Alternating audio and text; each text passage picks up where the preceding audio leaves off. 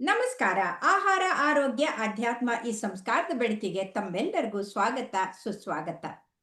ಇವತ್ತು ನಮ್ಮೊಂದಿಗಿದ್ದಾರೆ doctor Purnima K ಮೂರ್ತಿಯವರು.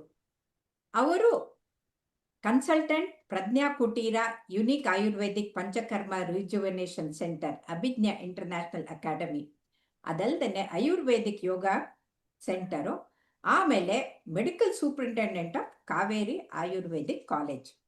ನಮಸ್ಕಾರ ಪೂರ್ಣಿಮಾ ಅವರೇ. ನಮಸ್ಕಾರ ಮೇಡಮ್. ನಮಸ್ಕಾರ ವೀಕ್ಷಕರೇ. ನಾವು ಅನಾದಿ ಕಾಲದಿಂದಲೂ ಗುರು ಬ್ರಹ್ಮ, ಗುರು ವಿಷ್ಣು, ಗುರುರ್ ದೇವೋ ಮಹೇಶ್ವರ, ಗುರುರ್ ಸಾಕ್ಷಾತ್ ಪರಬ್ರಹ್ಮ, ತಸ್ಮೈ ಶ್ರೀ ಗುರುವೇ ನಮಃ ಅಂತ ಬಂದಂಥ ಸಂಸ್ಕಾರವಂತ ಜನರು. ಯಾಕಂದ್ರೆ ಗುರುವನ್ನೇ ಎಲ್ಲ ಅಂತ ತಿಳ್ಕೊಳ್ತೀವಿ, ಗುರುವನ್ನೇ ಪರಮಾತ್ಮನಂತ ಕಾಣುವಂಥದ್ದು. ಹಾಗಾಗಿ ಇವತ್ತು ಗುರು ಪೂರ್ಣಿಮೆ. ಈ ಗುರು ಪೂರ್ಣಿಮೆಯ ಮಹತ್ವವನ್ನ ತಿಳಿಸಿ, ಆ ಮಹತ್ವದ ಜೊತೆಗೆ ನಾವೆಲ್ಲರೂ ಕೂಡ ಯಾಕೆ ಗುರು ಪೂರ್ಣಿಮೆಯನ್ನು ಆಚರಿಸ್ಬೇಕು, ಯಾಕೆ ನಮ್ಗೆ ಮುಂದೆ ಗುರಿ ಇರಬೇಕು, ಹಿಂದೆ ಗುರು ಇರಬೇಕು ಅನ್ನೋದು ಮುಖ್ಯ ಅನ್ನೋದನ್ನ ತಿಳಿಸ್ಕೊಡಿ. ನಮಸ್ಕಾರ ವೀಕ್ಷಕರೇ. ಗುರುಪೂರ್ಣಿಮೆಯ ಶುಭಾಶಯಗಳು ತಮ್ಮೆಲ್ಲರಿಗೂ. ಗುರುಪೂರ್ಣಿಮೆಯು ಮಹರ್ಷಿ ವೇದವ್ಯಾಸರು ಪ್ರಾದುರ್ಭಾವ ಆದಂತಹ ದಿವಸ ಅಂತ ಹೇಳಿ ನಾವೆಲ್ಲರೂ ಅದನ್ನು ಗುರುಪೂರ್ಣಿಮೆಯಾಗಿ, ಪೂರ್ಣಿಮೆಯ ದಿನದಂದು ಬರುವುದರಿಂದ ಗುರುಪೂರ್ಣಿಮೆ ಅಥವಾ ವ್ಯಾಸ ಪೂರ್ಣಿಮೆ ಅಂತ ಹೇಳಿ ಅದನ್ನ ನಾವು ಬಹಳ ಭಕ್ತಿ ಪೂರ್ವಕವಾಗಿ ಆಚರಿಸ್ಕೊಳ್ತಾ ಬಂದಿದ್ವಿ. ಇದು ಯಾತಕ್ಕೆ ಆಚರಣೆ ಮಾಡ್ಬೇಕು ಅಂತ ಹೇಳಿದ್ರೆ, ಗುರುಕೃಪೆ ಇಲ್ಲದೆ ಯಾವ ಕೆಲಸವೂ ಆಗೋದಿಲ್ಲ. ನಮ್ಗೆ ಅಧ್ಯಾತ್ಮ ವಿದ್ಯೆಯಲ್ಲಿ ಮುಂದೆ ಹೋಗ್ಬೇಕು ಅಂತಾದ್ರೆ, ಅಲ್ಲಿ ನಾವು ಮುಮುಕ್ಷತ್ವದ ಕಡೆ ಹೋಗ್ಬೇಕು ಅಂತಾದ್ರೆ ಗುರುಕೃಪೆ ಇಲ್ಲದೆ ಇದ್ರೆ ಅದು ಸಾಧ್ಯನೇ ಇಲ್ಲ ಅಂತ ಹೇಳ್ತಾರೆ. ಅದಕ್ಕೆ ನಮ್ಮ ಸ್ಮೃತಿ, ಶ್ರುತಿ, ಸ್ಮೃತಿ ಪುರಾಣಗಳಲ್ಲೆಲ್ಲ ನಾವು ಕೇಳ್ಪಟ್ಟಿದ್ದೇವೆ. ಏನಂದ್ರೆ, ನ ಗುರೋರ್ ಅಧಿಕಂ ತತ್ವಂ, ನ ಗುರೋರ್ ಅಧಿಕಂ ತಪಃ ಅಂತಂದ್ರೆ, ಅದಕ್ಕಿಂತ ಗುರುವಿಗಿಂತ ದೊಡ್ಡದಾದಂತಹ ಯಾರು ಇಲ್ಲ, ಗುರುವಿನ ಸೇವೆಗಿಂತ ದೊಡ್ಡದಾದಂತಹ ತಪಸ್ಸು ಇಲ್ಲ ಅಂತ ನಾವು ಕೇಳ್ಪಟ್ಟಿದ್ವಿ. ಹೇಳ್ತಾರೆ, ಗುರುವಿನ ಗುಲಾಮನಾಗುವ ತನಕ ದೊರೆಯದಣ್ಣ ಮುಕುತಿ ಅಂತ ಕೂಡ ಹೇಳ್ತಾರೆ. ಹೌದು ಹೌದು ಮ್ಯಾಮ್. ಅಂದ್ರೆ ಅನನ್ಯವಾದ ಭಕ್ತಿಯಿಂದ ಗುರುವನ್ನ ಸ್ಮರಿಸಿದಾಗ, ಗುರುವನ್ನ ಸೇವೆ ಮಾಡಿದಾಗ ಮಾತ್ರ ನಮಗೆ ಫಲ ಸಿಕ್ಕುತ್ತದೆ, ಅಥವಾ ಅದರ ಔಚಿತ್ಯ ಏನು ಅಂತ ಗೊತ್ತಾಗತ್ತೆ ಅಂತ ಹೇಳಲ್ಪಟ್ಟಿದೆ. ಯಾಕಂದ್ರೆ ಗುರು ಅನ್ನುವ ಪದವೇ ಬಹಳ ತೂಕವಾದಂತಹ ಪದ. ಗುರುತರವಾದ ಒಂದು ಪದ. ಗುರುತ್ವ. ಪಾಶ್ಚಾತ್ಯರು ಕೂಡ ಗುರು ಅನ್ನೋ ಪದನ ಬಳಸಕ್ ಪ್ರಾರಂಭ ಮಾಡಿದ್ದಾರೆ. ಅವರು ಬೇರೆ ಬೇರೆ ರೀತಿಯಲ್ಲಿ ಗುರುಪದವನ್ನ ಬಳಸ್ತಾರೆ. ಎಷ್ಟೋ ಕಡೆ ಅದು ಔಚಿತ್ಯ ಪೂರ್ಣವಾಗಿ ಇರೋಲ್ಲ. ಎಷ್ಟರ ಮಟ್ಟಿಗೆ ಇವತ್ತಿನ ದಿವಸ ಆಗಿದೆ ಅಂದ್ರೆ, ಯಾರಾದ್ರೂ ಇಬ್ರು ವ್ಯಕ್ತಿಗಳು ಮಾತಾಡುವಾಗ ಇದನ್ನ ತಪ್ಪಾಗಿ ಗ್ರಹಿಸಬಾರ್ದು ಯಾರು ವೀಕ್ಷಕರು. ಏನ್ ಗುರು ಅಂತ ಮಾತಾಡಿಸ್ತಾರೆ. ಅಂದ್ರೆ ಆ ಗುರುವಿನ ಪದಕ್ಕೆ ಇರುವಂತಹ ಒಂದು ತೂಕ ಏನಿದೆ ಅದು ಬಹಳ ಘನತೆಯನ್ನ ಕಡಿಮೆ ಮಾಡುತ್ತೆ. ಎಲ್ರನ್ನೂ ಗುರು ಅಂತ ಕರೆದ್ಬಿಡೋದಾದ್ರೆ ಆ ಗುರುವಿನ ಪದದ ಒಂದು ಔಚಿತ್ಯ ಏನಿರ್ತಾ ಇತ್ತು ಅಂತ. ಮತ್ತೆ ವೆಸ್ಟರ್ನ್ ವರ್ಲ್ಡ್ ಅಲ್ಲಿ ನೀವು ಹೇಳಿದ ಹಾಗೆ ಗುರು ಅನ್ನುವ ಪದವನ್ನ ಗುರುವಿಗೆ ಮಾತ್ರ ಬಳಸೋದಿಲ್ಲ. ಇಂದಿನ ಕಾಲದಲ್ಲಿ ಅವರು ಏನ್ ಹೇಳ್ತಾರೆ, ಕಂಪ್ಯೂಟರ್ ಗುರು ಅಂತಾರೆ, ಫೈನಾನ್ಸ್ ಗುರು ಅಂತಾರೆ, ಬಿಸ್ನೆಸ್ ಗುರು ಅಂತಾರೆ. ಹೀಗೆಲ್ಲ ಪದವನ್ನು ಗೂಗಲ್ ಗುರು ಅಂತಾರೆ. ಹಾಗೆ ಬಹಳ ಹಗುರ ಮಾಡ್ಕೊಂಡ್ಬಿಟ್ಟಿದ್ದಾರೆ. ಆದ್ರೆ ಗುರು ಅನ್ನುವ ಪದ ಅದನ್ನ ನಾವು ಹೇಳುವಾಗ್ಲೇನೆ ನಾವು ಅದನ್ನ ದೈವಿ ಭಕ್ತಿಯಿಂದ, ಶ್ರದ್ಧೆಯಿಂದ, ಭಕ್ತಿಯಿಂದ ಹೇಳ್ಬೇಕು.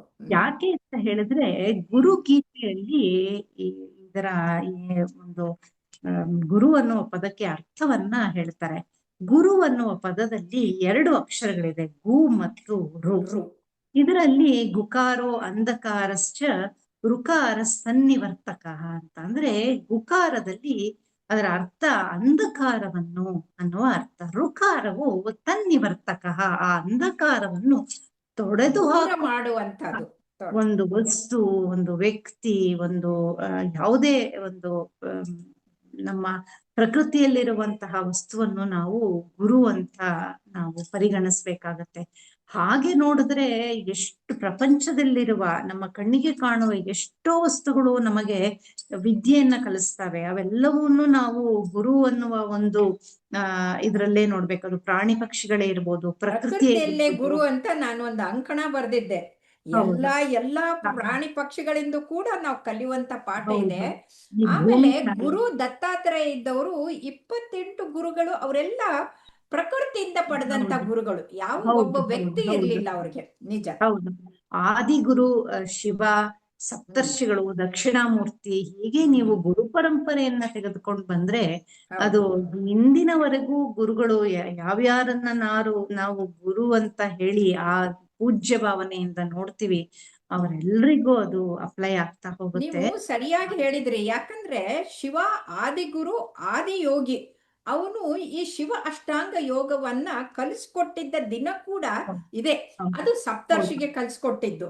ನಿಜ. ಹೌದು. ಸೊ ಹಾಗಾಗಿ ಹಾಗಾಗಿ ಅದು ಕೂಡ ನಾವು ಗುರು ಅಂತ. ಎಲ್ಲರನ್ನು ಆದಿ ಯೋಗಿಯಿಂದ, ಆದಿ ಗುರುವಿನಿಂದ, ಹ್ಮ್ ಸಪ್ತರ್ಷಿಗಳಿಂದ, ದಕ್ಷಿಣಾಮೂರ್ತಿಯಿಂದ, ವ್ಯಾಸ ಮಹರ್ಷಿಗಳಿಂದ ವರೆಗೂ. ಈಗಿನ ನಮ್ಮ ಪ್ರಸ್ತುತ ಕಾಲದಲ್ಲಿ ನಮಗೆ ಶಂಕರಾಚಾರ್ಯರು. ಗೈಡೆನ್ಸ್. ಹ್ಮ್ ಹೌದು. ಅವರ ಆದಿಶಂಕರಾಚಾರ್ಯರಿರ್ಬೋದು, ಅಥವಾ ಶ್ರೀ ರಾಮಾನುಜಾಚಾರ್ಯರು, ಶ್ರೀ ಮಧ್ವಾಚಾರ್ಯರು, ಎಲ್ಲರೂ ಗುರುಗಳು. ಗುರು ಜೈನ ರಾಘವೇಂದ್ರರು. ಮುನಿಗಳು, ಹ್ಮ್ ಗುರು ರಾಘವೇಂದ್ರರು, ಜೈನ ಮುನಿಗಳು, ಬೌದ್ಧ ಗುರುಗಳು, ಮತ್ತೆ ಆಮೇಲೆ ಇವತ್ತಿನ ದಿನದಲ್ಲಿ ಪ್ರಸ್ತುತದಲ್ಲಿ 24ನೇ ತೀರ್ಥಂಕರರಾದಂಥ ಆ ತೀರ್ಥಂಕರರು ತಮ್ಮ ಶಿಷ್ಯ ಅಂದ್ರೆ ಗೌತಮನಿಗೆ ಗುರುವಾದಂತ ದಿನ ಕೂಡ ಇದು ಅಂತ ಹೌದು ಹೇಳ್ತಾರೆ. ಹೌದು. ಹಾಗೆ ಮಹಾವೀರದ್ದು. ಹಾ. ಹೌದು. ಯಾವ ಗುರು ಅಜ್ಞಾನವನ್ನ, ಅಂದ್ರೆ ದೂರ ಮಾಡ್ತಾರೋ ಅವರೆಲ್ಲ ಅಜ್ಞಾನ ಗುರುಗಳು. ಅಜ್ಞಾನ ತಿಮಿರಾಂಧಸ್ಯ ಜ್ಞಾನಾಂಜನ ಶಲಾಕಯ ಚಕ್ಷುರುನ್ಮೀಲಿತಂ ಏನ ತಸ್ಮೈ ಶ್ರೀ ಗುರವೇ ನಮಃ ಅಂತ ಹೇಳ್ತಾರೆ. ಅಂದ್ರೆ ಅಜ್ಞಾನವೆಂಬ ತಿಮಿರ ಅಂದ್ರೆ ಆಂಗ್ಲೇಯ ಕತ್ತಲು. ಶಾಸ್ತ್ರದಲ್ಲಿ ಕೆಟರಾಕ್ಟ್ ಅಂತ. ಹ್ಮ್ ಅಜ್ಞಾನವೆಂಬ ಒಂದು ತಿಮಿರ ಕಾಯಿಲೆ, ಪೊರೆ ಏನ್ ಬಂದ್ಬಿಟ್ಟಿರುತ್ತೆ ಕಣ್ಣಿಗೆ, ಹ್ಮ್ ಆ ಹ್ಮ್ ಅಜ್ಞಾನವೆಂಬ ತಿಮಿರವನ್ನ ಜ್ಞಾನಾಂಜನ ಎಂಬ ಶಲಾಕೆಯ ಮೂಲಕ ತೊಡೆದು ಹ್ಮ್ ಹಾಕುವಂತಹ ವ್ಯಕ್ತಿ ಯಾರಿದ್ದಾನೆ, ವಾ. ಅವರ ಗುರು ಅಂತ. ನಾವ್ ಎಲ್ರನ್ನೂ ಗುರು ಅಂತ ಹೇಳಲಿಕ್ಕಾಗಲ್ಲ. ಪಾಠ ಹೇಳ್ಕೊಟ್ಟವ್ರು ಯಾರೋ ಇದ್ದಿರ್ಬೋದು, ಅವರು ಅವರು ಶಿಕ್ಷಕರಾಗ್ತಾರೆ. ಆಗ್ತಾರೆ ಹೊತ್ತು ಗುರು ಅನ್ನುವ ಒಂದು ಅವರಿಗೆ ಪದ. ಆ ಉನ್ನತ ಸ್ಥಾನವನ್ನ ನಾವು ಕೊಡ್ಬೇಕಾದ್ರೆ ಅವರು they have to be realised souls. ಅಂದ್ರೆ ನಮಗೆ ಮಾರ್ಗದರ್ಶನವನ್ನ ಮಾಡಿ ನಮಗೆ ಆಮೇಲೆ 3 ತರ ಗುರು ಅಂತಂತೀವಿ: ಶಿಕ್ಷಾ ಗುರು, ದೀಕ್ಷಾ ಗುರು, ಮೋಕ್ಷಾ ಗುರು ಅಂತ. ಹಾಗಾಗಿ ಶಿಕ್ಷಣ ಕೊಡುವಂತ ಟೀಚರ್ಸ್ಗಳು ಅವರು ಶಿಕ್ಷಕರು. ಆದ್ರೆ ದೀಕ್ಷೆ ಕೊಟ್ಟು ಮೋಕ್ಷದ ಕಡೆಗೆ ತಗೊಂಡು ಹೋಗೋರು ಅದು ನಿಜವಾದ ಆಧ್ಯಾತ್ಮಿಕ ಆದ್ರೆ ನಾವು ಗುರುಗಳು. ಎಲ್ಲರನ್ನೂ ಸಹ ಬಹಳ ಪೂಜ್ಯ ಭಾವನೆಯಿಂದನೇ ನೋಡ್ಬೇಕಾಗತ್ತೆ. ಹೌದು ಹೌದು ಹೌದು ಅಂತ ಹೌದು ಹೇಳಿದ್ರೆ ಹೌದು. 2 ಅಕ್ಷರವನ್ನ ಕಲಿಸಿದವರನ್ನು ಕೂಡ ನಾವು ನಾವು ಗುರು ಗುರು ಅನ್ಬೇಕು. ಸ್ಥಾನದಲ್ಲಿ ನಿಲ್ಲಿಸಿ ನೋಡ್ಬೇಕಾಗತ್ತೆ. ಆ ಹ್ಮ್ ಪೂಜ್ಯ ಭಾವನೆಯನ್ನು ನಾವು ಸದಾ ಸರ್ವದಾ ಇಟ್ಕೊಳ್ಬೇಕಾಗತ್ತೆ. ಹಾಗಾಗಿ ನಾವು ಹ್ಮ್ ಅವರನ್ನ ಗುರು ಬ್ರಹ್ಮ, ಗುರು ವಿಷ್ಣು, ಗುರುರ್ ದೇವೋನ್ ಮಹೇಶ್ವರ, ಗುರೋರ್ ಸಾಕ್ಷಾತ್ ಪರಬ್ರಹ್ಮ ಅಂತ ಹೇಳಿ ಕರೆದು ತಸ್ಮೈ ಶ್ರೀ ಗುರವೇನ್ ನಮಃ ಅಂತ ಕರೆಯೋದು ಕಾರಣ ಇಷ್ಟೇ ಆಗಿರುತ್ತೆ. ಮತ್ತೆ ಈ ಗುರು ಪೂರ್ಣಿಮೆಯ ಔಚಿತ್ಯವನ್ನ ಹೇಳುವಾಗ ಇನ್ನೂ ಒಂದೇನಂದ್ರೆ, ಇಂದಿನ ದಿವಸದಿಂದ ದೊಡ್ಡ ದೊಡ್ಡ ಯೋಗಿಗಳು, ಯತಿಗಳು ಅನುಷ್ಠಾನ ಇಟ್ಕೊಳ್ಳುವಂಥವ್ರು ಚಾತುರ್ಮಾಸ್ಯ ವ್ರತವನ್ನ ಪ್ರಾರಂಭ ಮಾಡುವಂತ ಹೌದು. ಆಷಾಢ ಮಾಸದ. ಹೌದು ಹೌದು. ಇದಾಗಿರುತ್ತೆ. ಇದರಲ್ಲಿ ಎರಡೆರಡು ಒಂದೊಂದು ಮಾಸ ಅಂದ್ರೆ ನಾವು ಲೆಕ್ಕದ ಪ್ರಕಾರವಾಗಿ ಶಾಖಾವ್ರತ, ಮತ್ತೆ ದಧಿ ವ್ರತ, ಕ್ಷೀರ ವ್ರತ ಹಾಗೂ ದ್ವಿದಳ ವ್ರತ ಅಂತ ಆಹಾರದಲ್ಲಿ ಕಟ್ಟುನಿಟ್ಟಿನ ಕ್ರಮವನ್ನ ನಾವು ಅನುಸರಿಸ್ತೇವೆ. ಆದರೆ ಒಂದು ಊರಿನಿಂದ ಒಂದು ಊರಿಗೆ ಹೋಗಿ ಅಲ್ಲೇ ವಾಸ್ತವ್ಯವನ್ನ ಹೂಡಿ ಜನರಿಗೆ ಜ್ಞಾನಾರ್ಜನೆಯನ್ನು ಮಾಡಿಕೊಡುವಂತಹ ಕಾರ್ಯವನ್ನ ದೊಡ್ಡ ದೊಡ್ಡ ಸನ್ಯಾಸಿಗಳು, ಯತಿಗಳು ಮಾಡ್ತಾ ಇರ್ತಾರೆ. ಜ್ಞಾನಾರ್ಜನೆಯನ್ನು ಮಾಡ್ತಾ ಇರ್ತಾರೆ. ಅವರ ತಪಸ್ಸು ಹಾಗೆ ನಡೀತಿರುತ್ತೆ. ಅದಕ್ಕೆ ಬಹಳ ಪ್ರಶಸ್ತವಾದ ಕಾಲ. ಯಾಕಂದ್ರೆ ಮಳೆಗಾಲದಲ್ಲಿ ಅವರು ಹೆಚ್ಚು ಪ್ರಯಾಣ ಮಾಡ್ಲಿಕ್ಕೆ ಆಗುದಿಲ್ಲ, ಬರುದಿಲ್ಲ ಅಂತ ಹೇಳಿ ಅವರನ್ನ ನಾವು ಹಾಗಾಗಿ ಈ ಒಂದೇ ಆಷಾಢ ಜಾಗದಲ್ಲಿ ಪೂರ್ಣಿಮೆಗೆ ಬಹಳ ಮಹತ್ವ ಇದೆ. ಬಹಳ ಮಹತ್ವ ಇದೆ. ಇದು ಎರಡು ವಾರಗಳನ್ನ ಒಂದು ಮಾಸ ಅಂತ ಅವರು ಕನ್ಸಿಡರ್ ಮಾಡಿಕೊಂಡು ಹ್ಮ್ ಸಾಮಾನ್ಯವಾಗಿ ಗುರು ಪೂರ್ಣಿಮೆಯಿಂದ ಪ್ರಾರಂಭ ಮಾಡಿ ಅನಂತ ಪದ್ಮನಾಭ ವ್ರತದವರೆಗೆ ಚಾತುರ್ಮಾಸ ವ್ರತವನ್ನು ಒಂದೇ ಊರಿನಲ್ಲಿ ನಡೆಸ್ತಾರೆ. ಆದ್ರೆ ಆಹಾರದ ಕಟ್ಟುನಿಟ್ಟು ಶರದ್ ಋತುವಿನಿಂದಲೂ ಮುಂದೆ ಹೋಗಿ ಕಾರ್ತಿಕ ಮಾಸದವರೆಗೆ ಬರ್ತಾ ಇರತ್ತೆ. ಇಂತಹ ಒಂದು ಪ್ರಕ್ರಿಯೆ, ಚಾತುರ್ಮಾಸದ ಒಂದು ವ್ರತ, ಸಂಕಲ್ಪ ಪೂರ್ವಕವಾದ ವ್ರತ ಕೂಡ ಪ್ರಾರಂಭ ಆಗೋದು ಈ ಗುರುಪೂರ್ಣಿಮೆಯಂದೇ.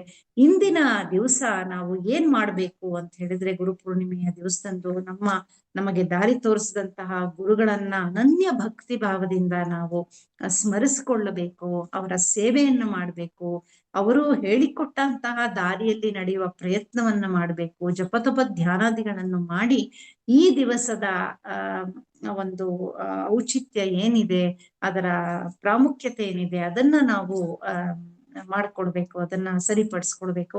ಹಾಗೆ ನಮ್ಮಲ್ಲಿ ಹತ್ರದಲ್ಲಿ ಯಾವ್ದಾದ್ರು ಆಶ್ರಮಗಳಿದ್ರೆ, ಈಗ ಶ್ರೀರಾಮಕೃಷ್ಣ ಇರ್ಬೋದು ಅಥವಾ ವಿವೇಕಾನಂದ್ರ ಇರ್ಬೋದು, ಇಂತಹ ನಮ್ಮ ಕಾಲದಲ್ಲಿ ನಾವು ಕಂಡಂತಹ ಗುರು ಪರಂಪರೆ ಹತ್ರದಿಂದ ನೋಡಿದಂತ ಇಂತಹ ಆಶ್ರಮಗಳಲ್ಲಿ ಕೂಡ ಸಿದ್ದೇಶ್ವರ ಸ್ವಾಮಿಗಳು, ಸಿದ್ಧಗಂಗಾ ಸ್ವಾಮಿಗಳು ಎಲ್ಲ ಮಹಾನ್ ಗುರುಗಳು. ಇಂಥವರ 10,000 ಸೇವೆಯನ್ನು ಮಕ್ಕಳಿಗೆ ಆಹಾರ, ಇದು ಆಸನ ಮತ್ತೆ ಇದು ಕೊಟ್ಟಂತವ್ರು, ವಿದ್ಯಾದಾನ ಮಾಡಿದಂತವ್ರು, ವಿವಿಧ ದಾಸೋಹವನ್ನ ನಡೆಸ್ಕೊಟ್ಟಂತಹ ಹೌದು. ಗುರುಗಳು ಎಲ್ಲ ಇರ್ತಾರೆ. ಇಂಥವರ ದರ್ಶನ ಭಾಗ್ಯವನ್ನಾದ್ರೂ ಪಡೆದುಕೊಂಡು ಸ್ವಲ್ಪ ಹೊತ್ತು ಅವರು ಸೇವೆಯನ್ನು ಮಾಡುವಂತಹ ಒಂದು ಪ್ರಯತ್ನವನ್ನಾದ್ರೂ ಇಂದಿನ ದಿವಸ ಮಾಡ್ಬೇಕು. ಹೀಗೆ ನಮ್ಮ ಸಾಧನೆಯ ದಾರಿ ಮುಂದುವರಿಬೇಕು ಅಂತ ಹೇಳಿ ಆಶೀರ್ವಾದವನ್ನು ಪಡೆದುಕೊಳ್ಳುವಂತಹ ಬಹಳ ಪ್ರಶಸ್ತವಾದ ದಿನ ಇದಾಗಿರುತ್ತದೆ. ಇಂಥ ದಿನವನ್ನ ನಾವೆಲ್ಲರೂ ತುಂಬಾ ಚೆನ್ನಾಗಿ ಆಚರಿಸೋಣ. ತುಂಬಾ ತುಂಬಾ ಧನ್ಯವಾದಗಳು ಪೂರ್ಣಿಮಾ ಅವರೇ. ಯಾಕಂದ್ರೆ ಗುರು ಇಲ್ಲದೆ ಇರುವುದೇ ನಾವು ಅಜ್ಞಾನಿಗಳಾಗಿ ಹುಳುಗಳ ಹಾಗೆ ಸತ್ತು ಹೋಗ್ತೀವಿ. ಯಾವಾಗ ಗುರುವಿನ ಮುಖಾಂತರ ನಮ್ಗೆ ಮಾರ್ಗದರ್ಶನ ಸಿಕ್ಕುತ್ತೋ ಆವಾಗ ಮುಕ್ತಿ ಮಾರ್ಗದಲ್ಲಿ ನಡೆಯೋದು ಸಾಧ್ಯ. ಗುರುನೇ ನಮ್ಮನ್ನ ಹುಟ್ಟಿಸುವಂಥವನು, ಗುರುನಿಂದ ನಾವು ಉಳಿಯುವಂಥದ್ದು, ಗುರುವಿನಿಂದ ನಮ್ಮಲ್ಲಿರೋ ದುರ್ಗುಣಗಳ ನಾಶವಾಗುವಂಥದ್ದು. ಹಾಗಾಗಿ ಆ ಗುರು ಬ್ರಹ್ಮ ವಿಷ್ಣು ಮಹೇಶ್ವರರಿಗೆ ನಮಸ್ಕರಿಸುತ್ತಾ ನಮ್ ಎಲ್ಲ ಗುರುಗಳಿಗೆ ನಾವು ವಂದನೆಯನ್ನ ಮಾಡೋಣ. ನಮ್ಮ ಮುಂದಿನ ಪೀಳಿಗೆ ಮಕ್ಕಳಿಗೆ ಕೂಡ ಈ ಸಂಸ್ಕಾರ ಬರ್ಲಿ ಅಂತ ಹಾರೈಸೋಣ. ಹೇಳಿ.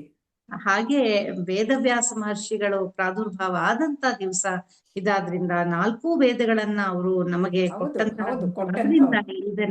ಇದನ್ನ ವ್ಯಾಸ ಪೂರ್ಣಿಮೆ ಮಹಾಭಾರತವನ್ನ ಕೊಟ್ಟವರು ಕೂಡ, ಹೆಚ್ಚಾಗಿ ಭಾಗವತವನ್ನು ನಮ್ಗೆ ಕೊಟ್ಟಂತವರು. ಅವರ ಸ್ಮರಣೆಯನ್ನ ಮಾಡ್ತಾ